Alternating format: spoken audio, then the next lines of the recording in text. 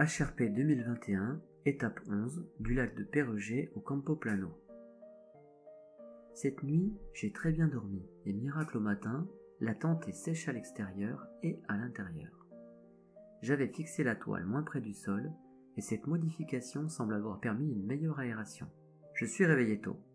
Après quelques photos des lumières de l'aube, je plie mon bivouac. Je démarre à 6h45. Le soleil m'indique la direction en m'offrant un spectacle magnifique.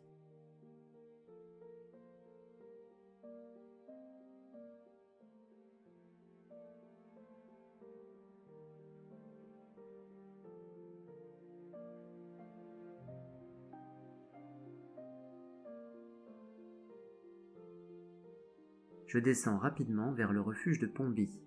Les bivouaqueurs y sont nombreux. Beaucoup attendent le lever du soleil, car il n'a pas encore eu lieu ici.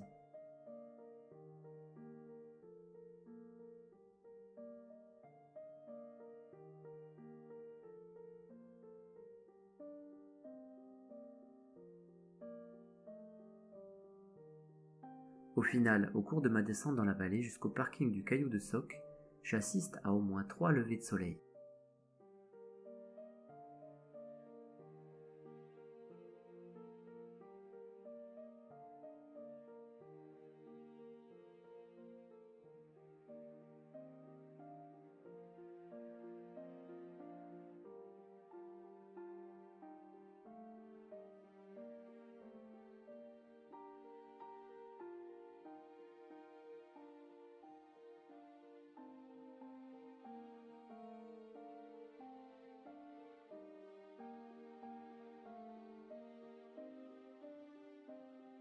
Il me faut 1h30 pour descendre jusqu'au fond de la vallée. J'attaque ensuite une grosse grimpette de 1100 mètres de dénivelé.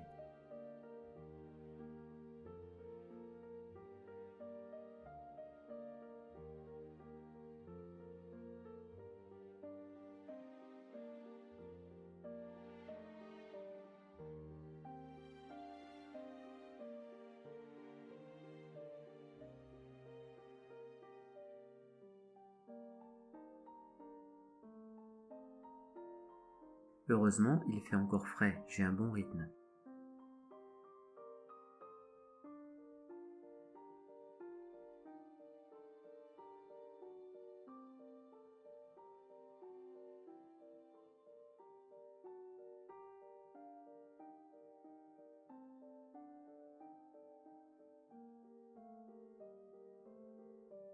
Quelques marmottes se laissent observer en chemin.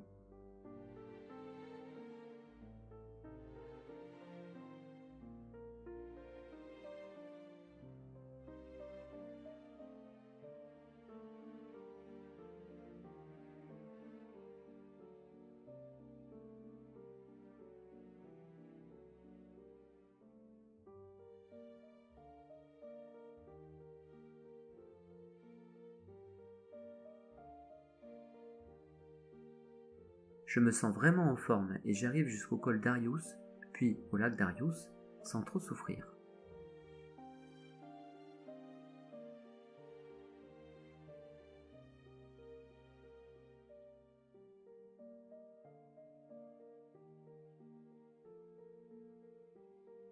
De là, je grimpe jusqu'au passage d'Orteg, passage qui doit me permettre d'éviter de redescendre jusqu'au lac d'Artoust pour remonter au lac d'Arémoulite. Mais arrivé devant le passage en question, je me rends compte qu'il est ultra vertigineux, en tout cas pour moi. J'observe quelques personnes y passer, aidées par des câbles, mais je crains de me tétaniser au milieu du passage, d'autant que les passages acrobatiques sont beaucoup moins faciles à surmonter avec un gros sac sur le dos, et seul ce n'est peut-être pas très prudent. Voyez-vous le passage ? Je reste là un bon moment à observer. Je partirai bien en reconnaissance, mais j'ai un peu peur de ne pas réussir à faire demi-tour. Les personnes qui sont dedans semblent bien galérer, alors qu'elles sont très peu chargées. On ne s'en rend pas compte sur la photo, mais ils sont vraiment en pleine falaise. Lorsque je vois la photo en grand, maintenant, je me dis que j'aurais pu passer. Mais de loin, ça me paraissait encore plus effilé. J'ai donc décidé de descendre jusqu'à Artoust, puis de remonter par les petits lacets.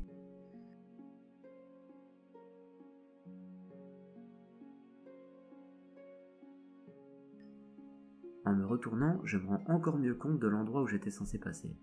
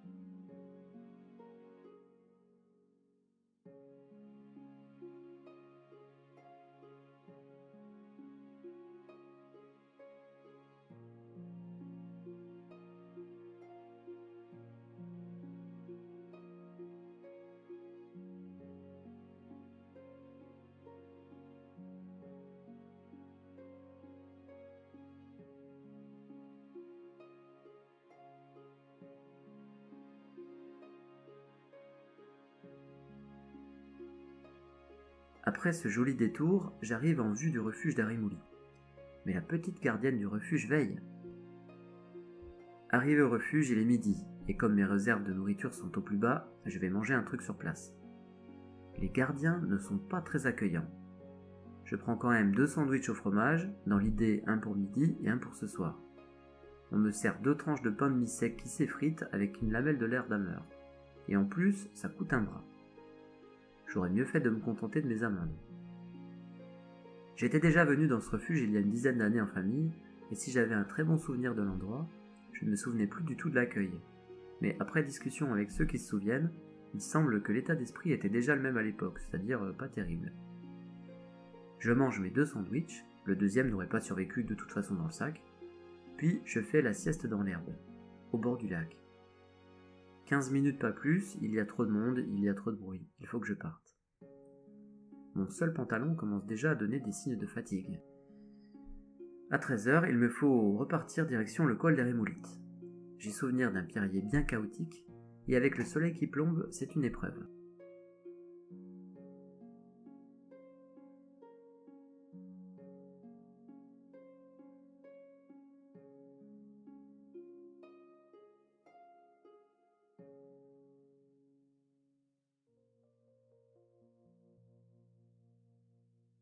La vue depuis le col est assez scotchante. On voit un petit lac en face, à peu près à la même hauteur que le col. Le col se trouve sur la frontière espagnole et de l'autre côté il y a de nombreux lacs, plus ou moins grands, à commencer par celui vers lequel je dois descendre. La descente jusqu'à ce lac est tout aussi difficile et raide que la montée au col. J'ai intérêt à être vigilant si je ne veux pas finir sur les fesses.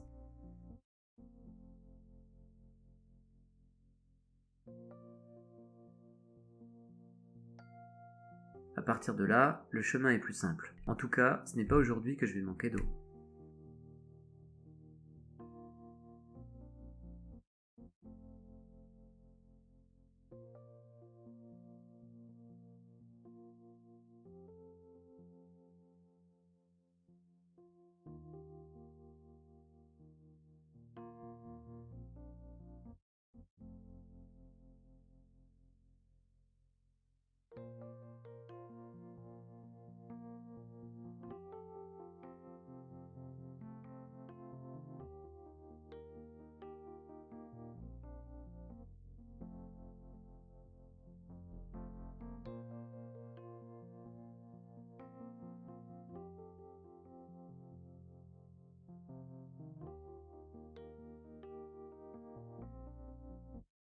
J'avais un très bon souvenir des paysages de cette partie du chemin jusqu'au refuge Respomuso, et je ne suis pas déçu, un vrai bonheur.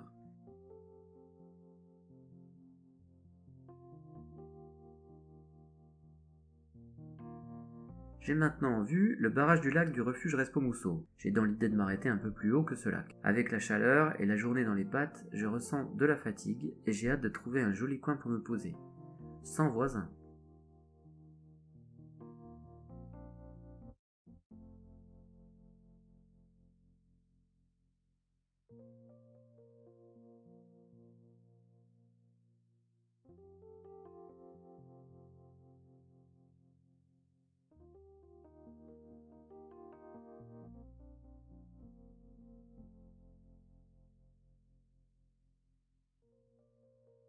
Je vois le refuge, mais les abords de ce lac-ci ne sont vraiment pas adaptés au bivouac.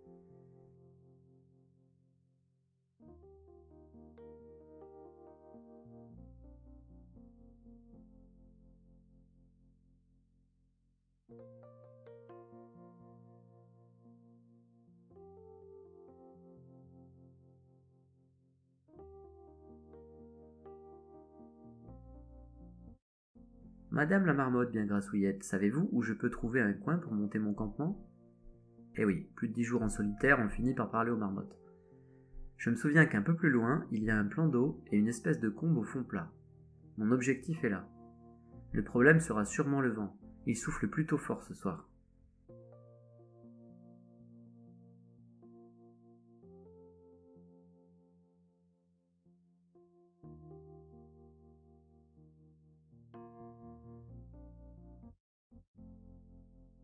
Au milieu de cette immense zone plate, il y a une espèce d'énorme monticule rocheux. Je pense qu'il pourra m'abriter un peu du vent. Une fois le camp monté, je me pose assis dans l'herbe et je me laisse bercer par le soleil, le vent et le champ des montagnes que je viens de traverser et qui s'étale devant moi. De l'autre côté du torrent, il y a des vaches un peu virulentes entre elles, mais elles ont le bon goût de ne pas traverser. J'ai la visite de 2 ânes qui m'ignorent totalement. Des nuages tentent des incursions, mais ne franchissent pas les barrières naturelles. Depuis mon duvet, voici ce que je vois. Juste bien placé pour observer cet isard qui descend boire au torrent.